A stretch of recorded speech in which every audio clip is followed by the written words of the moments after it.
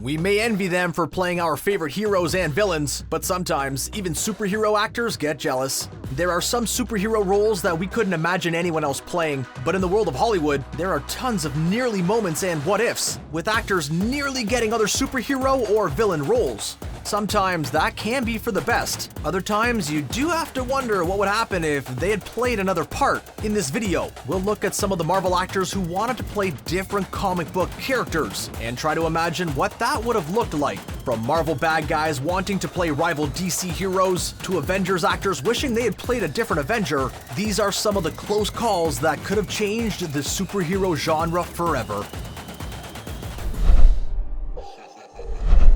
While he may have played many a comic book character, to us, Chris Evans is Captain America. But that doesn't mean that there's not another superhero he would like to have played.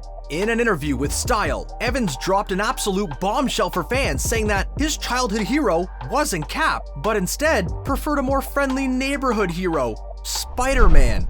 Not only that, but he expressed the fact that he would have loved to have played him in the past. As you may know, Evans loves to do his own stunts and was interested by the prospect of hanging off walls and springing from green screen building to green screen building. But there is one thing that put him off of the part: the mask.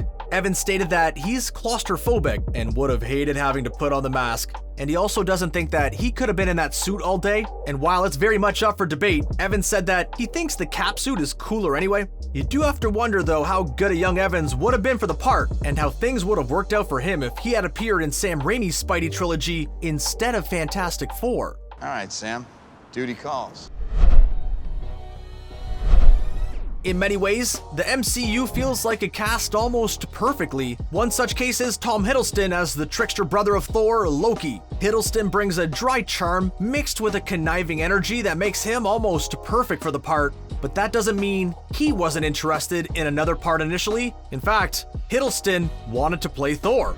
It is well documented at this point that Hiddleston auditioned for the part, even going as far as to have a screen test. And on paper, you can see why, with Hiddleston himself saying he was tall, blonde, and classically trained, which in a nutshell is the character of Thor. But as we all know, Marvel decided to go with a different option, instead going with the muscle-bound Aussie Chris Hemsworth. With the gift of hindsight, it definitely feels that the correct choice was made, with it almost impossible to imagine anyone else playing Loki, except for Matt Damon for 5 seconds in Thor Ragnarok. Hiddleston is probably thinking the same thing as well, with Loki's own show heading to Disney+.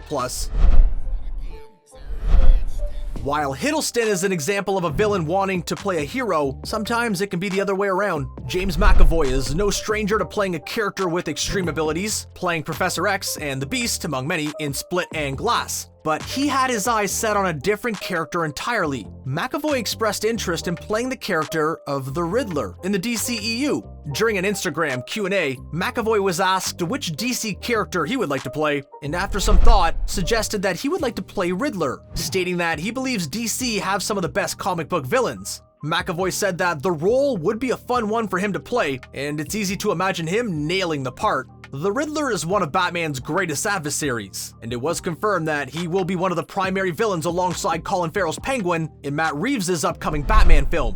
The thought of McAvoy going up against Robert Pattinson's Batman is a juicy one, but unfortunately for McAvoy, Paul Dano was cast for the part. So while McAvoy may have missed out, with DC often recasting their roles, never say never to seeing him as the Riddle Master.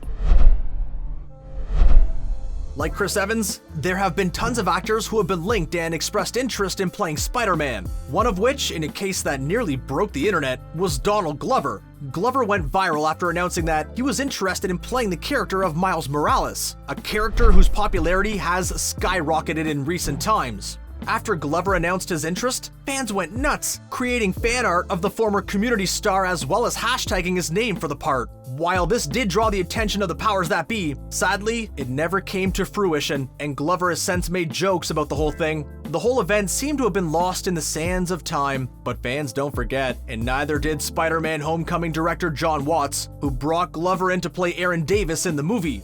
While it was a funny cameo, Glover's screen time was unfortunately fleeting, but for all those who know, Davis goes by another name, the Prowler, and with references to Miles Morales in the movie, we can't discount the idea of Glover reprising his role down the line, and that is an interesting thought. No. Come fix this. Throw a stone and whichever superhero you hit, Michael B. Jordan has either played or been linked with. But there is one that he has been linked with that is the most interesting. Fans have been campaigning for some time now for Michael B. Jordan to play Superman. With Henry Cavill's Clark Kent Superman in relative limbo, fans have championed Jordan to play Calvin Ellis, an alternate Superman. Like any professional, Jordan was extremely vague when asked if he would be interested in the part, keeping the door very much ajar. But when asked outright by Oprah if he would play the part, even he couldn't act like he didn't want it. While he did say that one of the factors against him wanting the part was that he didn't want his performance to be picked apart by fans, he did suggest that he would be interested in the role, saying he was a comic book guy and talking about the character of Ellis. If DC were considering making a movie about Calvin Ellis, Jordan would feel like a natural choice. Being a superb actor, and if Creed and Black Panther are anything to go by, he has the Kryptonian physique. At one point in time, it felt like Jake Gyllenhaal couldn't catch a break. While he is a phenomenal actor and has gone on to play Mysterio in Spider-Man Far From Home, there was a time when he was linked to play Spidey himself. After Tobey Maguire got injured while filming Seabiscuit, it looked like he would not be able to continue the role of Peter Parker in Spider-Man 2. The studio touted Gyllenhaal as a replacement, with Sony anxious not to delay the movie, and Gyllenhaal was reportedly interested in playing Spidey. But as Gyllenhaal waited to step in, Maguire's injuries healed in time for shooting, and he was able to reprise the role, leaving Gyllenhaal out in the cold. But that's not the only superhero he was overlooked for. Gyllenhaal was considered to play Batman, a role which he was also reportedly very interested in, even auditioning for the part. But again, it never came to fruition. Gyllenhaal finally got his chance to play in a comic book movie as Mysterio, and even joked in an Instagram post about his former links to Spider-Man. There are even rumors that Gyllenhaal could return as Mysterio and lead the Sinister Six. Now that is food for thought. Gyllenhaal wasn't the only actor to nearly play Bats, with a long line of stars nearly playing the brooding Caped Crusader. But one of the most noticeable actors linked with the character is also one of Marvel's biggest bads. Before the days of Batfleck, there was almost another chiseled chin that had the part, with Josh Brolin heavily tied to the role before Batman vs. Superman. Brolin, who's played both Thanos and Cable, was apparently wanted by Warner Bros. For the part, and Brolin was reportedly interested. I mean, it is Batman after all, who is not interested? However, things never came to be, with reports citing creative differences between the two parties, and then it all just fizzled out. From there, the rest is history, with Ben Affleck and his chin suiting up, and Josh Brolin and his chin playing the maniacal bejeweled titan while snapping away half the universe. Insect. Sometimes there just feels like there are casting choices that are no-brainers, and fans are constantly linking actors to their favorite characters. One such Twitter user believed that Dave Batista would make for a perfect Bane as a villain in a potential upcoming Batman movie, and he wasn't the only one. Batista himself took to Twitter to agree with this observation with two simple words: I accept. As we know, Batista is a wordsmith with such profound lines as, "Why is Gamora?" and "Nothing goes over my head." But these might make for some of the most interesting. Batista seems like a perfect fit for the role. He already has the physique to play the character and his experience playing the villain, such as character Hinks in Spectre. This isn't Batista's only time being linked with DC, as he said that he had interest joining up with director James Gunn for his Suicide Squad movie, but in the end, couldn't do it due to schedule conflicts. Sadly, for now, it seems like we won't see Batista as Bane, with currently no plans to include Bane in any upcoming movies, but you can never rule it out. For now though, we will have to settle for Batista to reprise his role as Drax in the upcoming third installment of the Guardians of the Galaxy series. It's no secret that Tom Hardy wanted to be a part of or lead his own franchise for some time now, starring in Mad Max, Fury Road, and Venom, as well as being initially cast as Rick Flag in Suicide Squad before having to drop out, and constant links to the roles of James Bond and Wolverine. But there is one character in particular that Hardy is anxious to play. Previously, in an interview with Collider, Hardy expressed his interest in playing Frank Castle, better known as the Punisher, saying, "I want the Punisher," in that he would love to play the part, although he jokingly discounted himself, saying that he was too small for the part at 5'9".